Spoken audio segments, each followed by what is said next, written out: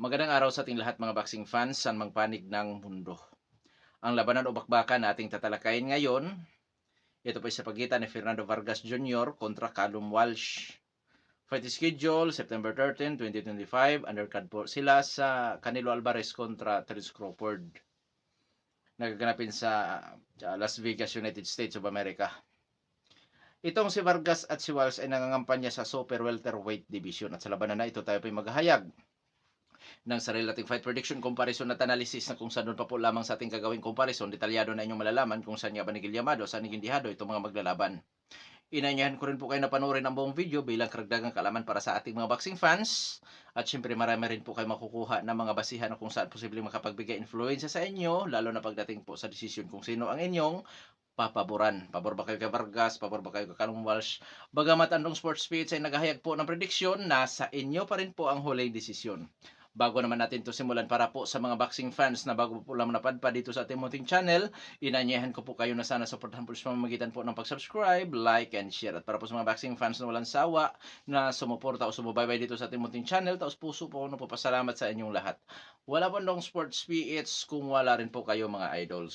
Okay mga idol, ipagpatuloy na natin talakayan dahil naka 6 minutes na tayo na kung saan limitado ang ating oras sa ating talakayan dito kasi pag lumagpas po sa 30 minutes, marami na po magrereklamo. So, alamin na natin ang mga background dito sa magkabilang panig. Vargas Jr. at Walsh. Dahil yan po ang ating gagamitin referensya. Yan kanilang mga background sa ating gagawing comparison mamaya. Callum Walsh bilang isang professional boxer may impresibong kartada ito. 14 wins with 11 wins coming by way of knockout undefeated. May edad na 24 anyos at ang height 6 foot flat na may reach 72 inches.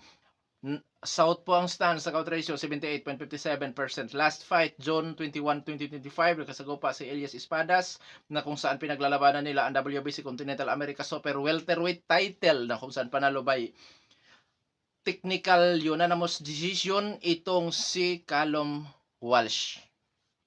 Karanasan o eksperyensya ni Callum Walsh bago ito pumasok sa professional boxing. Mga idol, siya po ay dating amateur or Olympian boxer na kung saan umabot sa 120 total fights po siya sa amateur boxing na kung saan 6-time national champion po ito at naging gold medalist sa European Championship. Oo. At sa kasalukuyan dito po sa nangangalaga sa ensayo sa training ng batang si Callum Walsh, ang nangangalaga po sa kanya sa ngayon ay si Coach Freddy Roach. Alam naman natin kung gaano kahusay, katalino itong si Freddy Roach as a head trainer na kung saan kung sumunod ka lang sa kanya ay syempre mapapabuti ka. Maliban na lang kung matigas ang ulo mo na hindi ka sumunod sa payo ng iyong tagapagturo. Malaking bagay po sa panig ni Callum Walsh itong si Freddy Roach. Although hindi naman lahat ng mga hinawakan ni Freddy Roach mga idol lumusot, pero marami ang nag-world champion sa kanyang hawak. Hindi man nagtagal, pero at least.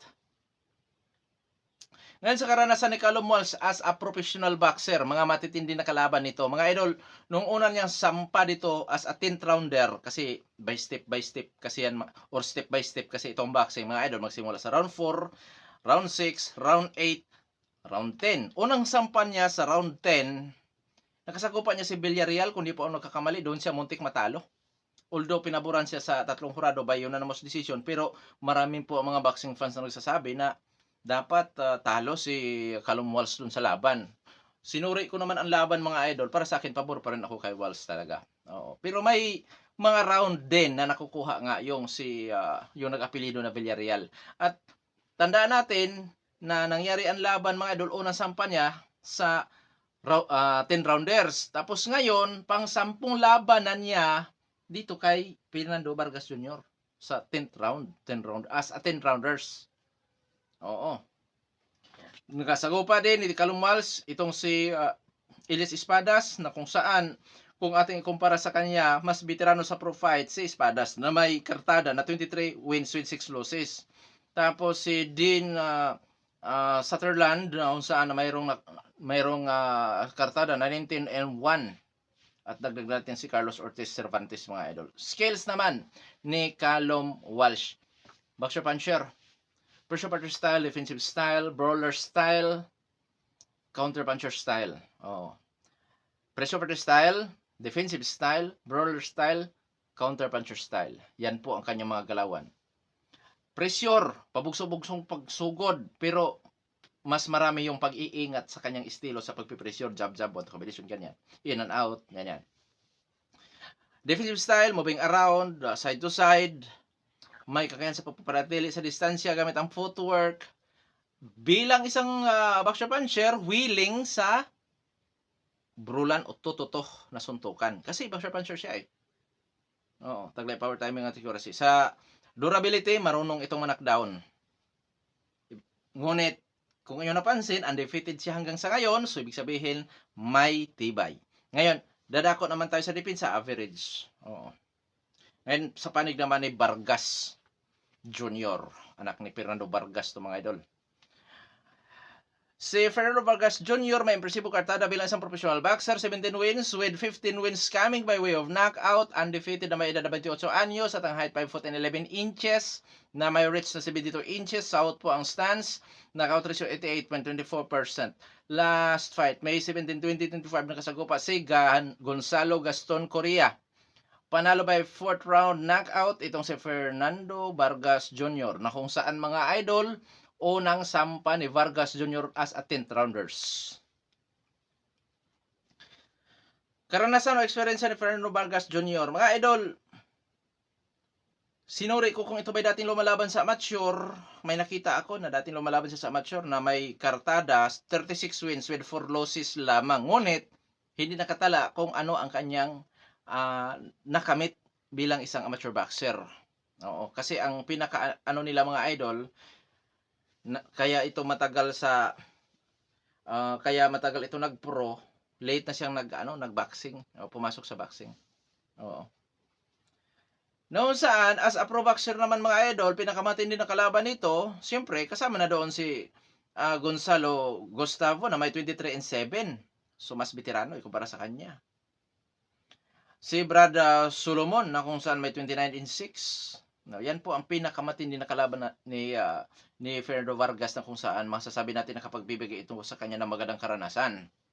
Oo. Kasi kung record lang ng ating pagbabasihan, veterano ikumpara kay Vargas, yung ating nabanggit na dati niyang mga nakalaban. Skills ni Vargas, boxer puncher din po ito.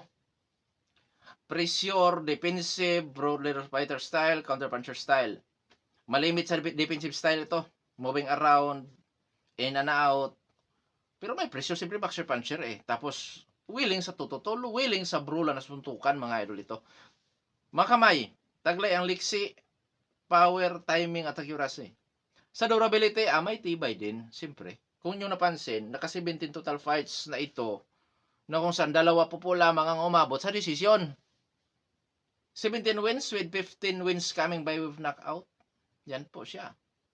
At impresibo din ang kanyang panalo sa huling laban na kung saan ang tinagal ang katunggal is 4 rounds lang na knockout.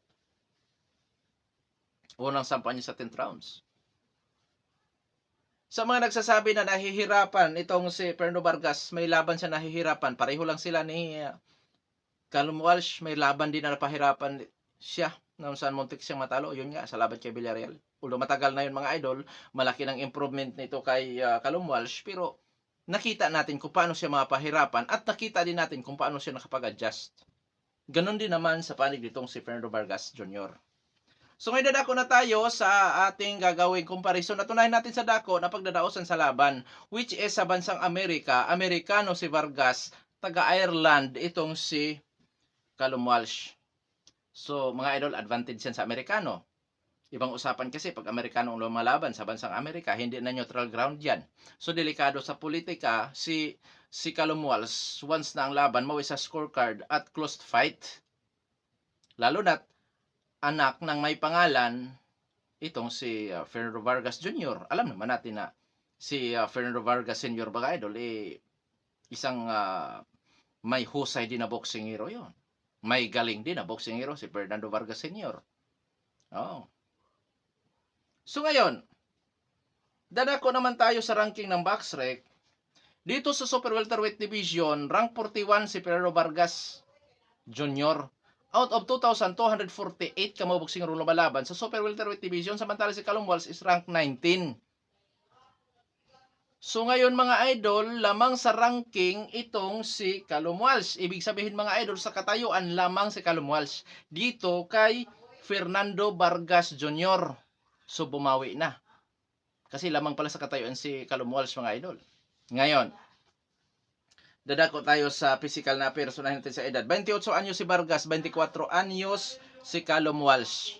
So mga idol, wala pa talaga sa peak prime itong si Callum Walsh. Disadvantage sa kanya yan. Oo. So ngayon dadako naman tayo sa height, reach, power, kung sino po ang may advantage. Mas matangkad po ng 1 inch si Callum Walsh. Parehong south po. Tapos pareho din sila sa reach na umabot sa 72 inches. Sa power, umabot sa 88.24% ang out ratio ni Vargas. Samantalang si Callum Walsh ay may knockout ratio 78.57%. So labanan ito ng knockout artist. Ngunit nandito tayo sa comparison lamang sa power si Fernando Vargas. Oo. So sa experience naman po tayo. Sa experience mga idol, sa uri ng nakalaban, although pareho silang nag-ugat sa amateur boxing. Dito mga idol, masasabi ko na may kalamangan sa experience sa pro fights si Callum Walsh. Kahit po sa amateur boxing, may kalamangan din po sa experience.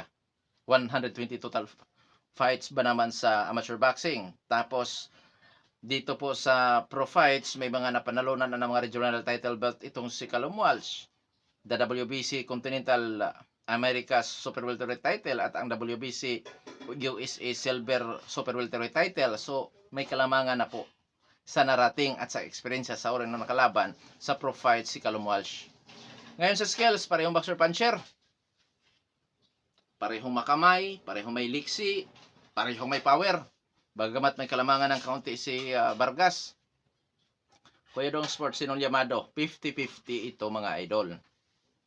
Kasi may mga disadvantages, may mga advantages ang magkabilang panig. Kung inyo napapansin sa ating comparison. Okay. Una, ating i-detalye lang ng kaunti. Sa Amerika gaganapin ang laban, Amerikano si Vargas, ang kanyang nationality, si Callum Walsh is Ireland. So, delikado sa politika sa boxing si Callum Walsh kung mauwi sa scorecard dikit. Or mauwi sa mga kamay ng hurado, lalo na kung dikit ang laban. Dikit din sa scorecard. Delikado sa politika. Real talk. Ngunit sa katayuan, lamang naman si Callum Walsh. So, bawi. Dito sa physical na appearance, 28 anyos si Vargas, 24 anyos lang si Walsh, wala pa sa peak prime si Walsh. So, disadvantage kay Walsh, wala pa siya sa peak prime. Sa height, mas matangkad si Walsh. Lamang sa power si Vargas. Sa experience, lamang naman si Walsh. At 50-50 sa skills as parehong boxer puncher. O, diba? 50-50 lang ito mga idol. Oo. So, ngayon, dadako na tayo sa ating prediction sa laban. Prediction ko po dyan, Callum Walsh ako dyan by technical knockout. 1-8. Ngayon, kung sakaling hindi magawa ni Walsh ang pag-knockout dito kay Vargas, pabor pa rin ako kay Walsh by unanimous decision or split decision. Gamit ang kanyang experience, gamit ang kanyang pagka-boxer puncher, na kung saan posible siyang maging dominante sa laban. Pero tandaan ninyo na 50-50 ito sa ating comparison. At tandaan din natin na anak ito ng isang kilalang boksingero na si Fernando Vargas Sr. na kung saan mga idol, yung pride sa pamilya. Hindi ito bastang magpatalo lang ng ganun kadali. At syempre may pangalan yung ama, pwedeng makapagbigay ng influensya din yan mga idol. Real talk lang tayo. So, hindi kataka-taka na mananalo by technical knockout dahil mataas din naman ang knockout ratio at may skills din naman itong si Fernando Vargas Jr. Tandaan natin, boxer puncher ito, pareho sila. Tapos, may knockout ratio na 88% si Fernando Vargas Jr. Na kung saan mga idol, konting pagkakamali ni Callum Walsh, may kalalagyan din siya. So, 1-8 din po mga idol. Posibleng madisgrasya dyan si Callum Walsh pag tinamaan dahil may lakas nga.